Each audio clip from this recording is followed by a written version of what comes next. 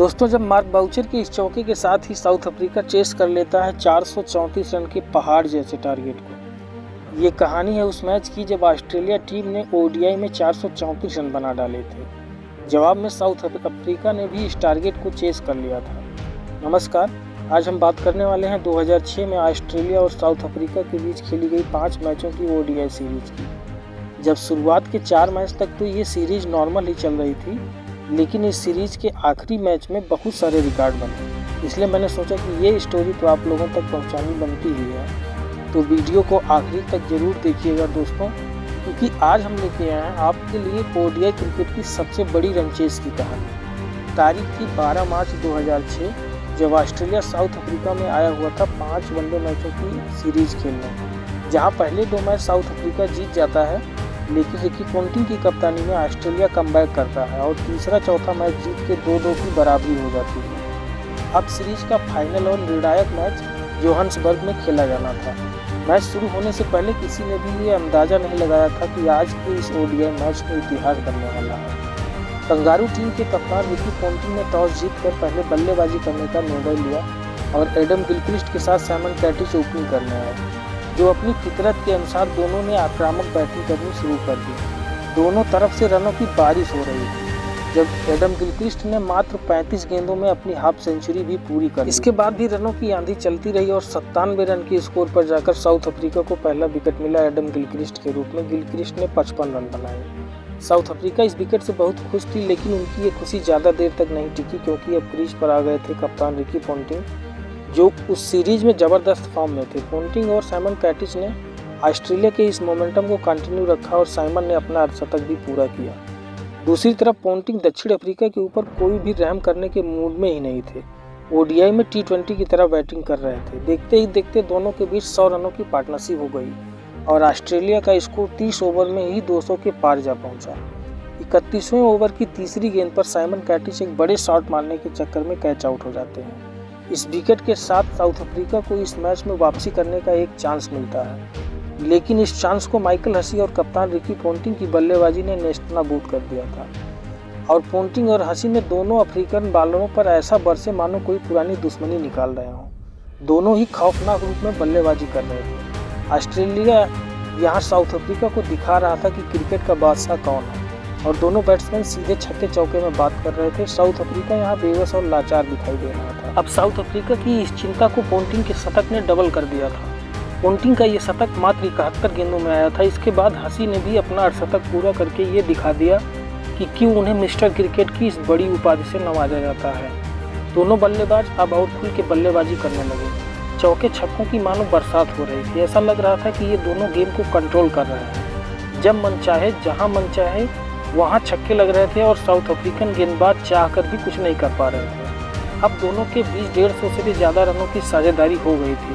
तभी Mike Hussey ने 51 गेंदों में 81 रन बनाकर कैच आउट हो जाते हैं और उनकी जगह बल्लेबाजी करने आए साइमंस। इस रिकॉर्ड ब्रेकिंग मैच में अपना योगदान देने को तैयार थे और 47वें ओवर में ही ऑस्ट्रेलिया जड़ देता है 400 रन। ये ओडीआई में पहली बार हो रहा था कि जब किसी टीम ने वनडे में 400 रन बनाए थे। हालांकि इसके आसपास का स्कोर कुछ महीने पहले न्यूजीलैंड ने जिम्बाब्वे के खिलाफ बनाया था।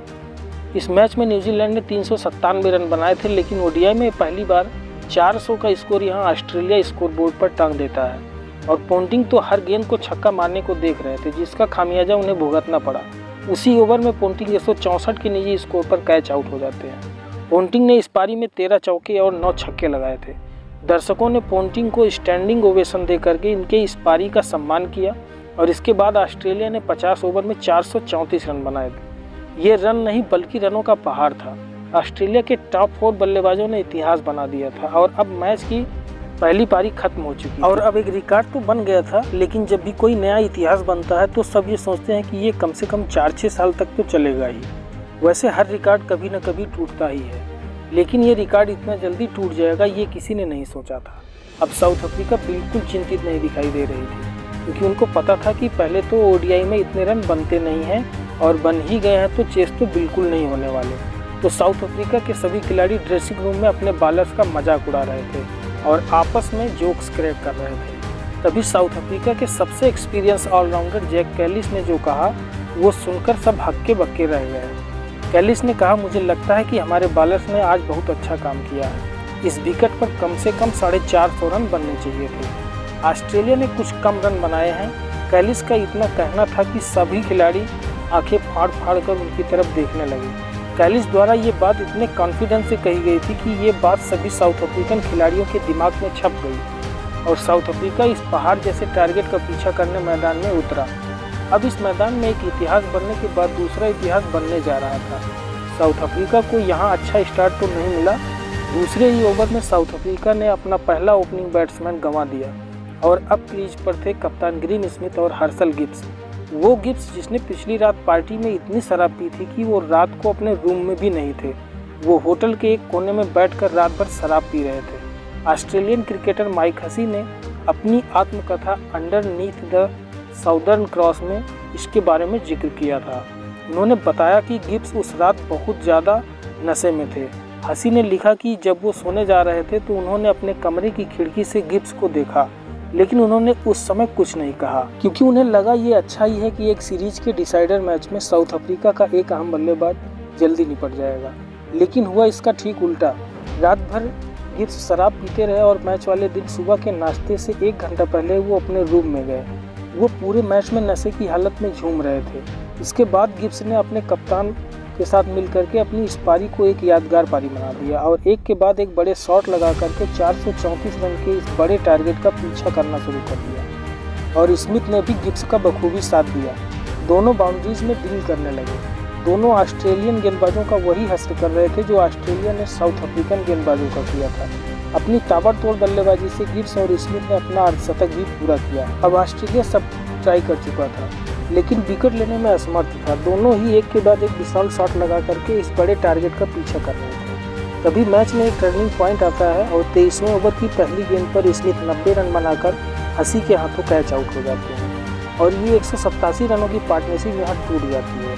अब गिब्स एक छोर पर टिके थे और अटैकिंग शॉट खेल रहे थे। इसी बीच इस महान खिलाड़ी ने 79 गेंदों में अपना 16वां शतक भी पूरा कर लिया और शतक के बाद गिब्स ऑस्ट्रेलियन गेंदबाजों पर जमकर बरसे। और ये कहना गलत नहीं होगा कि गिब्स ने ऑस्ट्रेलिया को फोड़ के रख दिया, लेकिन उनके साथी बल्लेबाज एक छोर से आउट होते जा रहे थे और अब डिविलियर्स 14 रनों के निजी स्कोर पर आउट हो गए। तो वहीं गिब्स ने अपना 150 का आंकड़ा भी पूरा किया। अब ऐसा लगने लगा कि गिब्स इस टारगेट को 50 ओवर से पहले ही अचीव करने के मूड में। तभी खेल ने एक बार फिर पलटी मारी और 32वें ओवर में जब साउथ अफ्रीका का स्कोर 299 था तो गिब्स ने इस ओवर में लगातार 2 छक्के लगाए, लेकिन एक और छक्का मारने के चक्कर में ब्रेटली के हाथों कैच आउट हो गए। गिब्स जब आउट हुए उनका स्कोर था 175 जो उन्होंने 111 गेंदों में बनाया था और पूरा स्टेडियम गिब्स की इस पारी की सराहना कर रहा था। गिब्स ने इस पारी में 21 चौके और 7 छक्के लगाए थे। गिब्स की ये पारी उनके वनडे करियर की सबसे बड़ी पारी थी, लेकिन ये पारी शराब के नशे में खेली गई सर्वोत्तम पारी है जिसका खुलासा खुद गिब्स ने अपनी ऑटोबायोग्राफी टू द पॉइंट में किया था। उन्होंने बताया है कि इस मैच से पहले की रात उन्होंने काफ़ी शराब पी थी और रात को सोए भी नहीं थे, जिससे उसी के नशे की खुमार में थे और इस तरह गिब्स की नशे में खेली गई ये पारी रिकी पोंटिंग की 164 रनों की पारी को धुंधला सा कर दिया। लेकिन साउथ अफ्रीका को अभी जीत के लिए 136 रनों की दरकार थी। अब साउथ अफ्रीका एक के बाद एक विकेट तो खोता रहा, लेकिन रिक्वायर्ड रन रेट के हिसाब से रन भी बनाता रहा। इसके बाद wicket keeper batsman Mark Boucher के 50 रन और जॉन वांडरवाल के ताबड़तोड़ 35 रनों ने गिब्स की इस यादगार पारी को व्यर्थ नहीं जाने दिया और साउथ अफ्रीका को जीत की दहलीज तक पहुंचा दिया था। लेकिन अब भी साउथ अफ्रीका को जीत के लिए आखिरी 6 गेंदों में 7 रनों की जरूरत थी और साउथ अफ्रीका के 8 विकेट आउट हो चुके थे। पूरा स्टेडियम मौन हो चुका था और अपनी आंखों से इतिहास बनते हुए देख रहा था। स्ट्राइक पर थे मार्क बाउचर। ब्रेटली ने गेंद डाली, बाउचर ने जोर से बल्ला घुमाया। लग रहा था कि ये चौका ही है, लेकिन ब्रेटली ने अपना पैर लगा दिया और जहां साउथ अफ्रीका को चौका मिलना चाहिए था वहां एक ही रन मिला। अब भी 5 गेंदों में 6 रन चाहिए था साउथ अफ्रीका को और अगली ही गेंद पर एंड्रू हॉल चौका जड़ देते हैं और दक्षिण अफ्रीकी खेमा खुशी से झूम उठता है। अफ्रीका को अभी 2 गेंदों में 1 रन की दरकार थी और एक ही विकेट बचा था अफ्रीका के पास। ब्रेटली ने 5वीं गेंद डाली और बाउचर ने चौका लगा करके दक्षिण अफ्रीका को जीत दिला दी। सभी साउथ अफ्रीकन खिलाड़ी मैदान में दौड़ कर आए और जीत का जश्न मनाने लगे क्योंकि दक्षिण अफ्रीका ने ये सीरीज 3-2 से जीत ली थी, जो किसी बड़े चमत्कार से कम नहीं थी। दोस्तों, इस मैच में किसकी पारी आपको अच्छी लगी, पोंटिंग या गिब्स, हमें कमेंट करके ज़रूर बताइएगा। मिलते हैं अगले वीडियो में।